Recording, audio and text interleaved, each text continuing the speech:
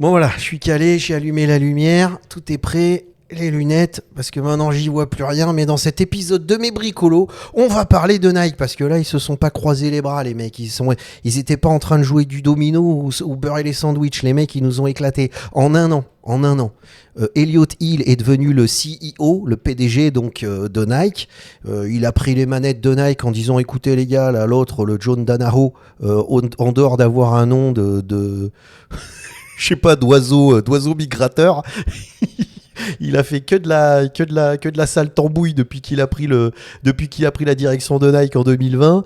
Il nous a tout pourri, donc maintenant on repart dans l'innovation et il nous avait présenté l'Air Max 1000, imprimé en 3D, une espèce de blague, mais directement en prenant les commandes de Nike, il nous avait proposé l'Air Max 1000. Mais c'était histoire de dire bon, voilà, je vais vers l'innovation. Et j'avais expliqué à l'époque, on va attendre de voir ce que ça donne. Il faut compter 2-3 ans pour voir un petit peu comment Nike va arriver en force avec de nouveaux produits innovants. Bah, c'est pas 2-3 ans qu'on doit attendre. En un an. Les mecs, ils ont dû bosser, le département design, il a dû bosser comme des acharnés, ils ont dû bosser comme des acharnés, parce que là, ils nous ont sorti 4 produits. Et 4 produits, voilà, et tout le monde d'accord. Alors on est dans le prototype, hein, pour certains, c'est des notes d'intention, tu vois, ce sont des dream products, mais c'est ça, hein, on est typiquement dans quelque chose qui suit un petit peu la logique de dire, voilà, on va vers l'innovation, on vous prouve qu'on va vers l'innovation, voilà des produits, il y en a qui vont être commercialisés très prochainement, il y en a d'autres qui vont prendre un peu plus de temps, mais on est dedans, quoi. Donc on va découvrir tout ça dans cet épisode de Mes Bricolos. Moi je vous propose qu'on se retrouve tout de suite en couleur. À tout de suite les amis. Salam alaikum, bienvenue à tous dans ce nouvel épisode de Mes Bricolos, épisode numéro 8 de la saison 6. Comment vont mes bricologistes préférés? Comment ça va les amis? J'espère que vous avez passé une merveilleuse semaine, donc c'est le moment. Je suis sûr que vous avez passé une semaine extraordinaire, c'est le moment de vous abonner. Je vous mets l'animation la plus... psyché que j'ai créée pour vous donner envie de vous abonner. Je sais pas si ça marche, mais on teste. En tout cas, moi, ça me fait toujours très plaisir de vous retrouver. C'est notre petit rituel hebdomadaire. Chaque mercredi à 17h GMT, je publie un nouvel épisode de Mes Bricolos. Si vous n'avez pas envie de mettre un réveil, vous cliquez sur la petite cloche et vous recevrez une notification à chaque fois que je publie un nouvel épisode de Mes Bricolos. Et dans ces épisodes de Mes Bricolos, on prend le temps de discuter, papoter, commenter, échanger sur les dernières actualités de la création, de l'innovation et du design. Et regardez-moi les bangers que Nike nous a sortis. Nike creates new innovation engine to power athletes faster. J'essaye de te le faire avec l'accent, vous me connaissez, je suis pas très bon en accent anglais, mais quand même les mecs ils sont là, ils ont sorti une gamme de produits, je sais pas moi, une godasse à champignons, un t-shirt perforé, une veste couette et une espèce de godasse exosquelette qui est assez incroyable. Alors on va découvrir chaque produit individuellement, mais pourquoi je vous montre ça? Parce que ça a été, cet article a été publié directement chez Nike en octobre, le 23 octobre 2025, donc il n'y a pas si longtemps que ça, hein, il y a 5 jours. Et alors c'est un peu passé comme ça inaperçu, quelques sites de design on en parlait, mais pas trop encore. Mais moi je me suis arrêté dessus parce que évidemment on a fait un épisode de Mes Bricolos saison 5 épisode 3, donc on est à la saison 6, donc c'était en septembre de l'année dernière. Nike en crise. John Danaro, celui qui a le nom d'un oiseau migrateur, et puis alors il a une tête de gagnant, t'as vu, hein, c'est un vainqueur ce mec. Eh ben il a rien du tout. Le mec il sort d'eBay, donc lui il est là pour dire moi je fais du web, je fais du web commerce à fond la caisse, moi je suis là pour optimiser le nombre de clics sur mes produits et faire en sorte que tu achètes un maximum de produits sur internet. Bon, il est tombé dans un contexte parce que le mec il a été branché en CEO, en PDG de Nike juste avant Covid. Évidemment, Covid, qu'est-ce que tu avais à faire que d'acheter des trucs sur Internet? Eh ben, il a fait un carton plein, l'action est montée, elle a grimpé, mais fin Covid, bon, les mecs avaient plus de thunes, lui, il s'était dissocié, j'en avais parlé dans cet épisode de Mes Bricolos, de tous les revendeurs tous les mecs qui étaient sur le terrain pour vendre de la Nike et les gars se sont rapatriés sur des chaussures qui sont pas forcément très connues mais qui pour le coup étaient disponibles dans leur boutique et résultat Nike s'est complètement effondré. Donc je vous ai fait un petit résumé, mais allez voir cet épisode de mes bricolos, je le mettrai en fin de cet épisode pour vous faciliter le truc, histoire que vous n'ayez pas à taper sur la barre de recherche mes bricolos, Nike en crise, Younes Duré, tu vois, tu vas pouvoir y aller directement à la fin de cet épisode pour le regarder, mais déjà je t'ai bien énervé, tu vois, je t'ai bien chaud. Et alors on se retrouve avec celui-là, Elliot Hill. Alors lui, il a un nom de renard, lui c'est pas l'oiseau voyageur, lui c'est le renard. Lui, il est là, il dit, regarde, je suis pas là pour beurrer du Twitch, je suis pas là pour jouer au domino. Elliot Hill, président de CEO. Alors, ce qui est intéressant avec Elliot Hill, c'est que c'est un ancien de Nike. Et en 2020, quand t'as John Donahoe qui a pris le pouvoir de Nike, le mec, il a dit, bon, allez.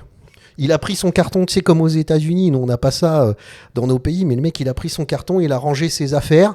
Son petit cactus et tout ça, et puis il s'est cassé. Il a dit, moi, je veux pas en entendre parler de ce John Donahoe. Il a rien compris à Nike. Lui, ce Elliot Hill, ça fait, je crois il a travaillé pendant 32 ans chez Nike. Donc, quand il s'est barré, c'est qu'il en avait ras la casquette, tu vois. Il a ras la casquette Nike, tu vois. Ah, je suis chaud aujourd'hui. Cette semaine, je suis chaud. J'ai pas dormi. C'est parfait.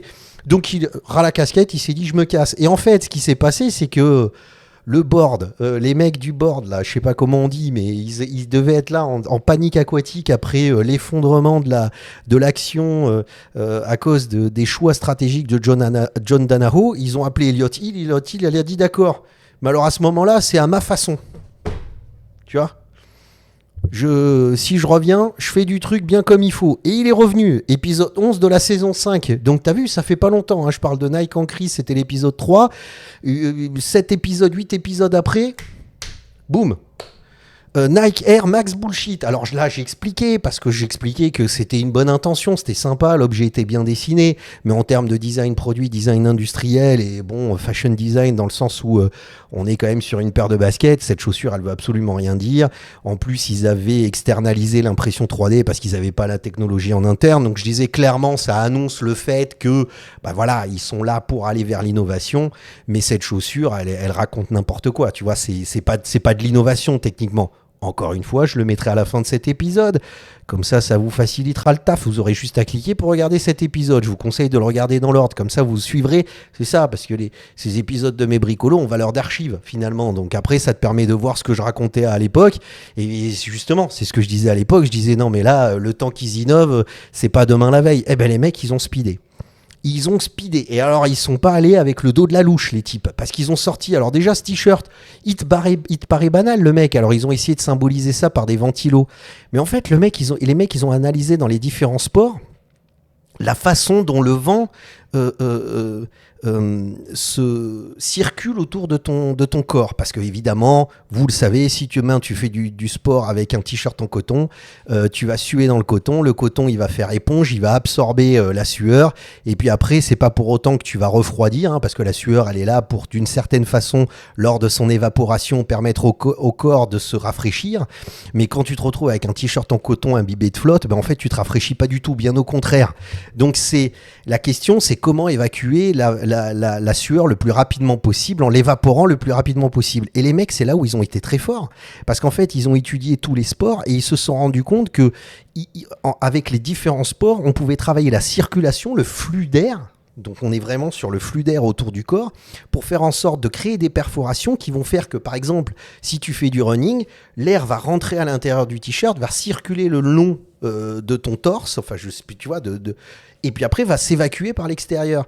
Et cette propagation de l'air autour de ton corps va permettre de ventiler et d'évaporer ta sueur. Alors, je t'ai fait un résumé, tu pourras aller voir et lire les explications, mais en substance, c'est ça. Et ils ont fait ça pour tous les différents sports. Et ils se sont rendus compte qu'ils multiplient par 2 l'efficacité d'évaporation de la sueur par rapport à leur ancienne version qu'ils appellent Aerofit, tu vois.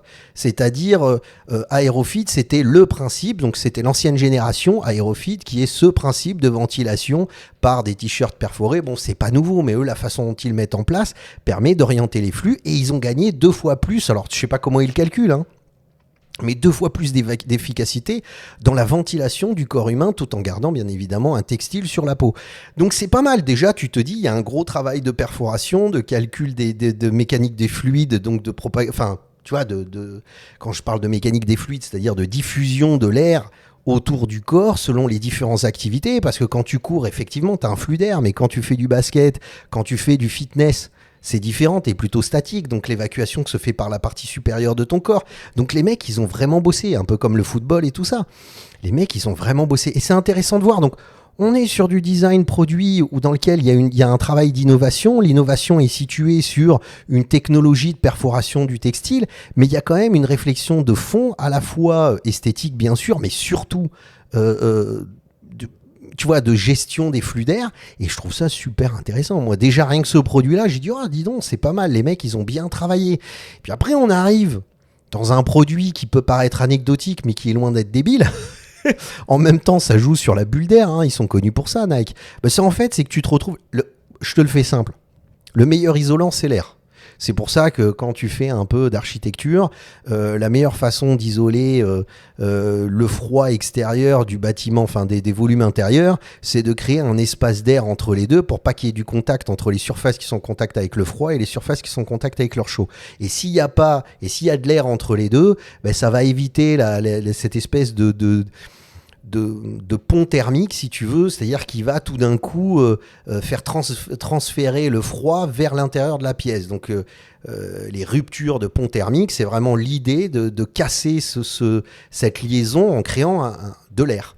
Et là, ce qu'ils ont fait, c'est qu'ils ont fait un système avec une espèce de pompe, et que voilà, tout en orange. Et en fait, tu viens la fixer sur cette espèce de... je sais pas moi, de trucs là sur lequel tu vas la brancher finalement, et ça te permet de gonfler ton vêtement. Donc quand il est dégonflé, totalement dégonflé, bah, t'as pas une protection importante par rapport à la chaleur extérieure, hein, c'est voilà, enfin par rapport au froid extérieur, qui est à l'extérieur bon, t'as compris quoi, c'est-à-dire ta veste elle te protège, et donc en contact avec l'air extérieur, et dès que tu rajoutes de l'air, bah, tu crées un coussin d'air qui vient te permettre d'isoler ton corps du froid. Voilà, alors ça va être présenté pour je crois que ils ont dit les Jeux Olympiques d'hiver là qui vont arriver. Voilà, c'est plutôt très intéressant. On est sur un produit basique, mais quand même il y a plein d'autres choses qui sont sympas, où tu vas avoir le lettrage qui va aussi devenir puffy. Donc tu as plein de choses. Donc en fait, ce qu'il y a, c'est que on est peut-être sur un projet qui est un peu anecdotique, dans le sens où il n'est pas très impressionnant, un peu comme pour le t-shirt, mais c'est intéressant de voir qu'ils expérimentent, ils essayent, ils travaillent sur ce genre de produit, ils voient comment ils peuvent se développer en essayant de comprendre différents besoins des sportifs de haut niveau. Et c'est vrai que pouvoir réguler par rapport à l'extérieur ta température en dégonflant, regonflant, plutôt qu'en ouvrant et en essayant d'aérer au maximum ton vêtement, bon, ben, c'est vrai que ça peut être une astuce qui est plutôt sympa. Mais en tout cas, il y a une prise de risque qui va sur l'innovation. C'est vrai qu'en 1 an de développement, est-ce qu'ils pouvaient faire plus? Je ne sais pas. Est-ce qu'ils ont repris un projet qui était dans les cartons? Je ne sais pas non plus. Mais en tout cas, ce qui est sûr, c'est que là, on est sur un produit, mais voilà, qui est intéressant, un peu comme pour le t-shirt. Alors le t-shirt, je crois que ça va être à la Coupe du Monde de football qui sera présenté pour la première fois. Et là, on arrive sur des produits qui sont un peu plus intéressants. C'est pour ça que je le fais crescendo, parce que les 2 premiers produits, on va dire que bon, voilà, c'est un peu classique, même s'il y a des astuces qui sont mignonnes avec certaines fonctionnalités plutôt intéressantes, parce que finalement ta veste pleine d'air, si t'as pas ta petite pompe pour remplir ta veste, ben c'est raté, tu vois. Donc tu te retrouves avec un accessoire supplémentaire que tu dois avoir avec toi, et si tu l'as pas, ben finalement tu peux pas te servir toute la fonctionnalité de ta veste ne sert plus à rien. Mais là, ce qui est intéressant, c'est cette chaussure, qui est une chaussure de récupération, avec des points, alors c'est des points d'acupuncture, c'est-à-dire en gros, ce sont des points qui viennent, tu vois, ces espèces de boules sont directement en contact avec la semelle intérieure, et en fait viennent restituer comment je vais expliquer, c'est-à-dire le terrain, l'aspérité du terrain, et vient te le restituer. Tu as un ressenti directement des différentes surfaces que tu parcours avec ton pied. sans être en contact directement avec. Apparemment, c'est assez impressionnant. C'est-à-dire, on a vraiment ce sentiment. C'est-à-dire, dès que tu commences à aller vers un sol un peu rugueux ou un peu, tu vois, ou un peu avec des cailloux, ce genre de choses, tu le ressens. C'est-à-dire, l'information est directement remontée, est directement envoyée à ton pied, sous ton pied. Et donc, tu ressens un petit peu cette sensation. Tu ressens le sol. Tu es directement en contact avec le sol. Et en plus de ça, ça te connecte non seulement avec le sol, mais avec toi-même pour t'apaiser. Alors, ce sont des chaussures qui permettent, après une activité sportive ou avant une activité sportive, de te mettre un petit peu dans l'ambiance ou alors d'être dans une phase de repos. Ils appellent ça le Mind 001, le Mind 002, qui sont ces deux-là. Donc ça, c'est une slide et puis ça, c'est une chaussure. Il paraît que c'est plus efficace avec celle-là parce qu'on a un meilleur appui, donc on ressent mieux les espèces d'éléments qui vont remonter l'information à l'intérieur du pied. Bon, dans ces cas-là, autant marcher pieds nus, mais je veux dire, c'est plutôt pas mal. Il y a quelque chose d'intéressant. C'est des pistons à l'intérieur. Moi, j'aimerais bien comprendre comment ça a été fabriqué parce que c'est assez impressionnant. J'ai vu une vidéo où tu vois vraiment que cette espèce de boule, il y a un piston qui vient remonter, qui vient pousser la semelle intérieure, et donc ça me donne envie de tester cette chaussure. Vraiment, ça me donne envie de tester cette chaussure. Et puis en plus de ça, c'est-à-dire qu'on est vraiment sur une chaussure qui essaye de... Alors ça a un nom, je ne sais plus comment ça s'appelle, mais ça a un nom, c'est Attends, je vais essayer de te le retrouver. Voilà, chaussures capteur ou chaussures neurofeedback. Voilà, c'est le mot que je cherchais, les chaussures neurofeedback, c'est-à-dire qu'ils vont remonter cette information des différents, de la sensation que tu peux avoir des différents revêtements qu'il y a au niveau du sol. Et je pense que ça peut être pas mal du tout. C'est-à-dire quand tu es en déplacement, effectivement, que tu prends l'avion, ce genre de choses, ou que tu es en phase de repos, et tout ça, je pense que ça peut être pas mal parce que tu es plus en contact avec le sol, tu es plus dans un état où justement ça vient appuyer sur différentes zones de ton pied, donc peut-être te permet de te détendre, d'être un peu plus... Moi, je sais pas, mais intuitivement, je me dis ce produit est plutôt pas mal. En termes de design, de style, c'est assez explicite. Je pense que c'est bien fait, notamment la slide. La slide, je la trouve absolument incroyable. Vraiment, c'est dingue. Je vais essayer de couper le son. Voilà, elle est incroyable, la slide, et je la trouve plutôt très bien réussie. Et on est sur une chaussure. Bon, la vidéo, elle servait absolument à rien. On est sur une chaussure qui est plutôt intéressante, quoi. On est sur quelque chose qui est... là, on voit bien avec la lumière, tu vois la transparence, donc tu vois exactement les effets de ces pistons sur la semelle. Et voilà, je trouve que là, il y a un produit qui, à la fois en termes de forme et en termes de fonctionnalité, tu vois les appuis, tu vois ce que ça donne, tu vois, on voit vraiment l'effet de ce piston. Je trouve qu'il y a quelque chose de très intéressant.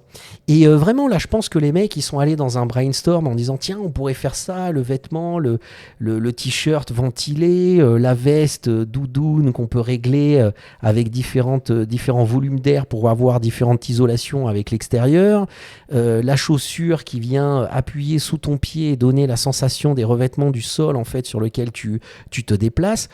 Il y a vraiment quelque chose de très intéressant et les mecs, ils ont bossé. Donc là, tu te dis, si tu faisais partie de l'équipe de design, tu te dis, tiens, là, tu vois, là, on a fait confiance aux designers, les mecs ont testé des produits, il y a une réflexion de fond sur l'usage, la fonctionnalité, l'ergonomie, et on retrouve Nike, c'est-à-dire à travers ces différents produits. Alors, dans le textile, c'est moins visible, mais là, dans la chaussure, on retrouve cette envie d'innover, quoi. Tu vois, qui avait disparu chez Nike, et d'ailleurs, je l'avais dit à plusieurs reprises. Et puis après, on va terminer par cette création que je trouve plutôt pas mal, qui est un exosquelette. Alors là, pour te faire très simple, vraiment les mecs, ils ont dû bosser dur parce que là, c'est quand même assez complexe. Alors là, on est sur un dream product, clairement, c'est-à-dire on n'est même pas dans le cadre d'un prototype. Là, c'est vraiment une maquette de forme, une maquette de fonction. Celle-là, normalement, c'est ce qui est prévu, c'est le produit final, mais en tout cas, si tu veux, d'une certaine façon, elle est en cours de développement, elle n'est pas finalisée, elle sortira dans les prochaines années. Mais en tout cas, le principe, c'est quoi ? C'est comme le vélo électrique. C'est exactement le même principe que le vélo électrique, sauf que là, c'est la chaussure qui joue ce rôle-là. Donc, c'est un exosquelette que tu accroches pas à ta cheville, mais si tu veux, à ton tibia, tu vois, qui vient entourer ton tibia. Donc là, c'est une partie de batterie qui vient fixer, qui vient s'entourer autour, ce qui est très bien parce qu'en termes de centre de gravité, c'est parfaitement positionné. Et en fait, au bout de quelques pas, il comprend tes mouvements. Et après, il donne une impulsion. C'est-à-dire, tu as un moteur qui vient donner une impulsion. Donc, pourquoi je donne l'exemple et l'analogie avec le vélo électrique ? C'est parce que le vélo électrique, tu commences à pédaler, puis tout d'un coup, tu as le moteur électrique qui t'accompagne dans ton mouvement.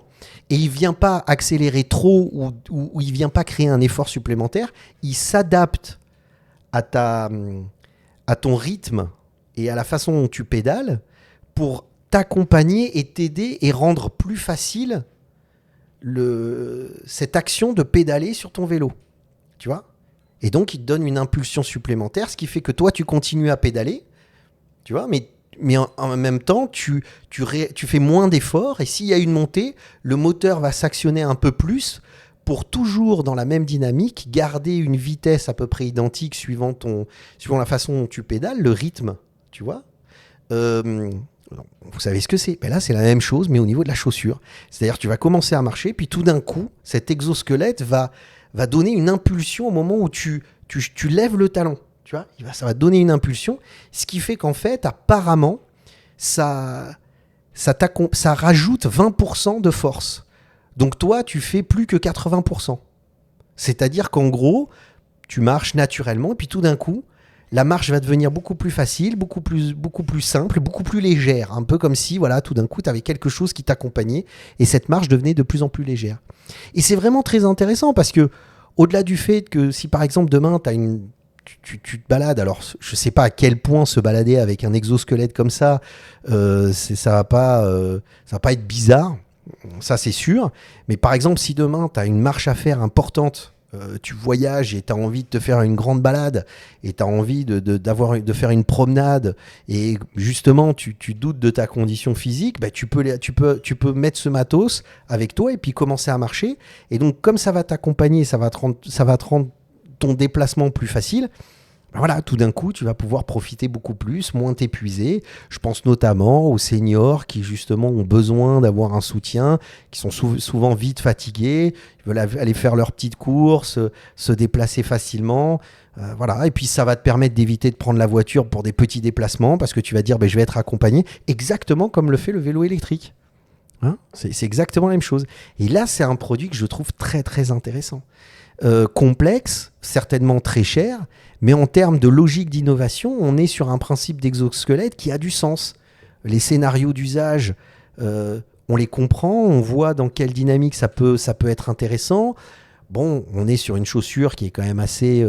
voilà, mais tout ça va se miniaturiser, on est sur une génération 1. Donc là, il y a quelque chose de très intéressant. Donc quand tu reprends l'ensemble des produits, tu te dis, ouais, effectivement, la Nike, ils ont fait quelque chose de plutôt pas mal. Alors, le t-shirt et la veste, le t-shirt, c'est quand même très intéressant quand tu travailles. Justement, la propagation, si tu veux, de l'air, ça, c'est quelque chose qui est assez fascinant. Et quand tu t'intéresses un petit peu aux produits, tu te rends compte qu'ils ont vraiment bien bossé ce t-shirt, en fait, le textile, pour travailler ces évacuations d'air. La veste, bon, bah oui, l'isolant, c'est le meilleur isolant, c'est l'air, ok, super. Donc les mecs ont travaillé là-dessus. Ça donne une veste qui est quand même, qui marche plutôt bien visuellement.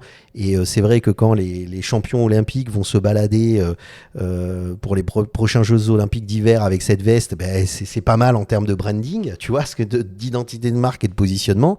Mais les deux chaussures qui sont la chaussure Mind 01, Mind 02 et la chaussure qui est cette espèce d'exosquelette, je trouve ça très très intéressant. Et moi, j'ai vraiment envie de tester cette chaussure. Ça fait longtemps que j'étais pas tombé sur un produit, une sneakers qui me donnait vraiment envie, dans le sens de l'innovation. Mais là, je suis vraiment tombé. Il y a vraiment quelque chose qui me plaît. J'ai vraiment envie de savoir la sensation que ça fait. Et naturellement, je me dis, ça doit être très confortable. Et en plus, en termes de design de style, design de produit, je trouve cette chaussure plutôt bien réussie. Notamment la slide que je trouve très très bien réussie parce qu'on revoit un petit peu ces pistons avec le logo Nike placé dans le sens inverse, c'est-à-dire pas dans le mouvement mais dans l'appui en fait. Dans l'appui avec le contact avec le sol. Il y a vraiment un détail du produit qui est très bien fait. Enfin bon voilà, moi je trouve ça très intéressant. J'ai rajouté une petite fonctionnalité, regarde, c'est du bon design, je ne l'ai jamais utilisé parce que j'oublie à chaque fois, mais voilà, c'est histoire, je m'étais dit, histoire chaque fois que je vois un truc où je me dis là c'est intéressant, je me suis...